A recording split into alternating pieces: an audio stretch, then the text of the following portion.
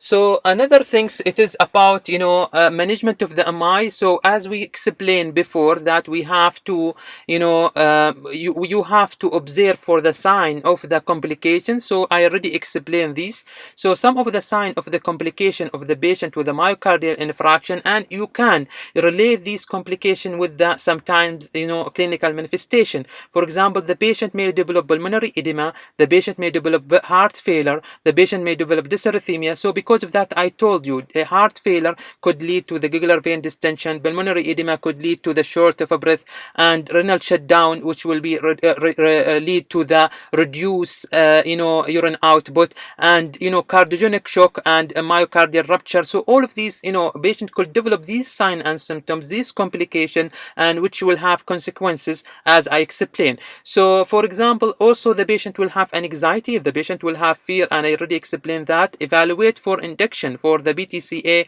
that we have to identify the need of the patient for percutaneous transluminal coronary artery angioplasty and thrombolytic therapy. It's very important. This is some of the intervention that could be done for the patient within 24 hours. So, and also the patient, we have, as I explained, the patient need bed rest for 12 to 24 hours. So the management also, I think we already explained this before, but we are repeating these things to focus more that management of the myocardial infarction. You know that oxygen, morphine, aspirin, and nitroglycerin are the management of the myocardial infarction. When you have a patient with the myocardial infarction, you will receive it in the emergency department. The patient will be put in oxygen because there is reduced oxygen supply. And we want to increase the oxygen supply. The morphine will be very important to reduce the pain and also to reduce the anxiety, and aspirin as anticoagulant, because we want to dissolve the clot, and nitroglycerin as coronary artery vasodilator. So, management of MI, and this is, for example, what we said. For example, morphine, as I said, will prevent the workload of the heart, and drug the choice to reduce anxiety and pain, and check for the respiratory. It is very important, as you know, that, the morphine, one of the side effect of the morphine is, respiratory depression. So it's very important to check that. Another thing is, within 24 hours, the patient will receive beta blocker and we will receive AC inhibitor within 24 hours, and these things, why the patient could receive these things? Because the patient beta blocker will receive it to decrease, cardiac contractility, and AC inhibitor also to manage hypertension, heart failures. All of these patient will receive. Then also, it's according to the patient need. It's not all the patients sometimes receive beta blocker or AC inhibitor, but this patient may need to receive beta blocker or AC inhibitor. And anticoagulant, the patient, as you know, that to resolve the clot, IV heparin or sometimes Blavix. And for example, if we talk about AC inhibitor and angiotensin converting enzyme inhibitor, so this will dilate the vessels, this, and reduce the blood pressure. As I said, it will be help to reduce hypertension and increase exertion of how it works by increase the exertion of the electrolytes such as potassium and sodium. And this, because of that, you have to watch for urine output, and you have to monitor the sodium, and you have to monitor the potassium, and because if this patient could have electrolyte debilitation.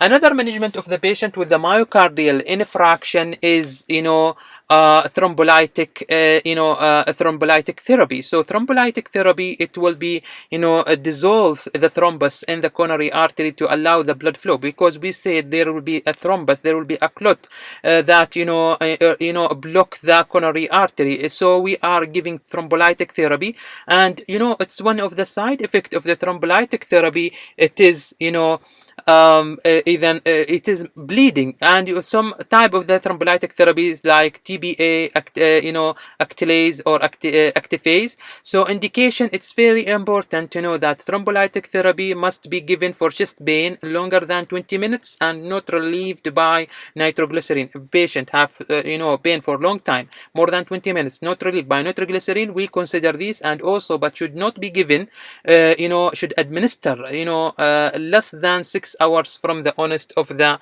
pain. So another things we talk about the contradictions. For example, you have to know that active bleeding patient non-bleeding disorder, we can't administer the thrombolytic therapy to the patient he has active bleeding. Patient he has bleeding disorder for such as we'll talk this in future, like such as hemophilia, or patient with a history of hemorrhage or major surgery or trauma, because all of these patients in hemorrhage and major surgery or trauma, they are at risk of the bleeding, and we don't want to increase the bleeding for this patient. And uncontrolled hypertension and pregnancy, because thrombolytic could affect the pregnancy, and also uncontrolled hypertension also could a high blood pressure could also lead to the hemorrhagic stroke or whatever if we give the patient thrombolytic therapy. So now we have some management, nursing care when you administer thrombolytic therapy, like minimum time puncture of the skin. You don't need to puncture the skin. You have to reduce that and avoid IM injection. You have to draw blood from the testing for blood. You have to draw blood for testing by starting IV line. If you need any blood, just use it. Take it from the IV line and monitor for the hypotension and signs and symptoms of the bleeding.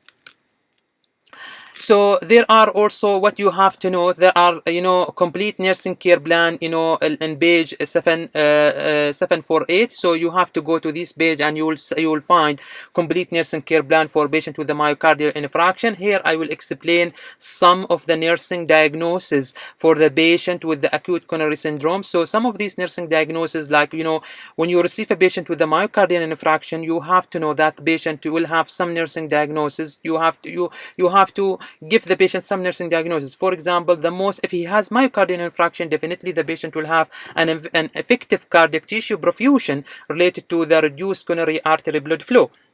So, this ineffective cardiac tissue perfusion, because, if the patient will have, definitely the patient will have occlusion, the patient will have reduced coronary blood flow, and because of that, there will be reduced tissue perfusion, and reduced tissue perfusion lead to the ischemia, and it's the major causes of the pain. So, this nursing diagnosis is related to the causes of the pain. Another nursing diagnosis with the impaired gas exchange related to the fluid overload from the left ventricle. So, there will be impaired gas exchange also. There will be an increase of the oxygen demand and reduce of the oxygen supply, and also the patient will have risk for altered peripheral tissue perfusion related to decreased cardiac output, because you have to know that patient may develop heart failure or patient will have dysarrhythmias, and there will be decrease of the cardiac output, so the patient will have decreased tissue perfusion, and the patient will have an anxiety related to the cardiac event. The patient will have anxiety. You have to to reassure the patient. You have to sit the patient. You have to talk to the patient, and the patient will have deficit knowledge about the myocardial self-care. So it's very important to educate the patient about myocardial infarction, like how to take medication, how to rehabilitation, and how to take bed rest, and all of these things.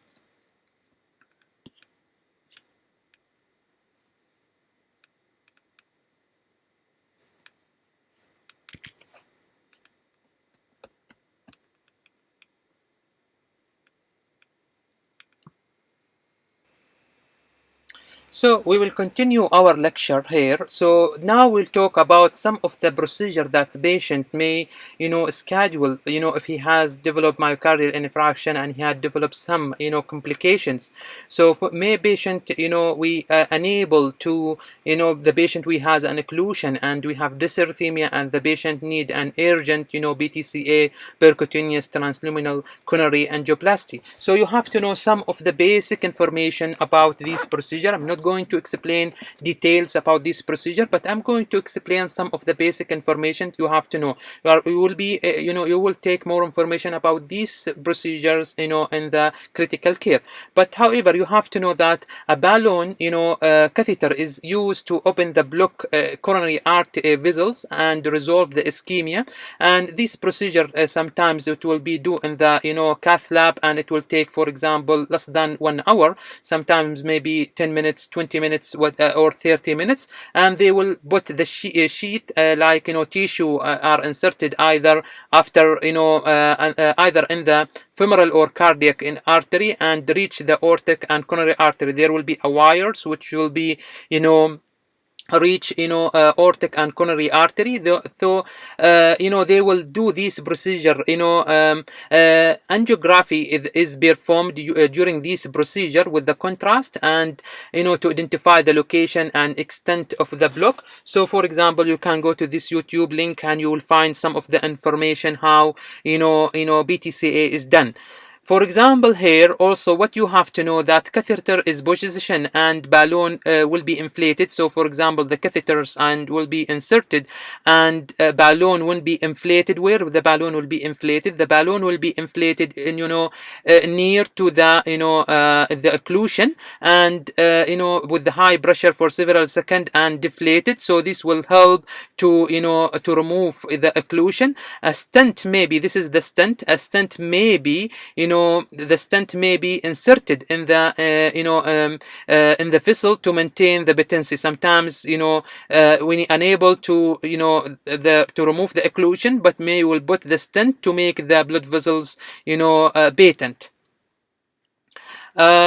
We'll move to this one, coronary artery, stent, for example, after BTCA, maybe will provide to support the vessels to at the risk of the acute closure, and the balloon will be removed and the stent will be positioned permanently. So they, for example, you will see this one, the balloon will be removed, this one the balloon, and the only stent will be remaining.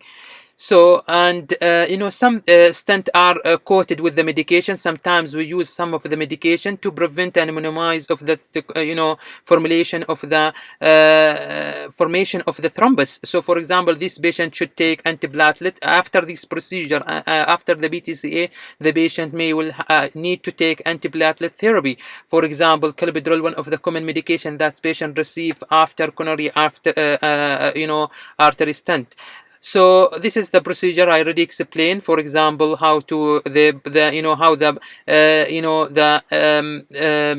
balloon is inserted and how the stent is inserted inside the vessel. So this is the occlusion, and we make the blood vessel patent by this one.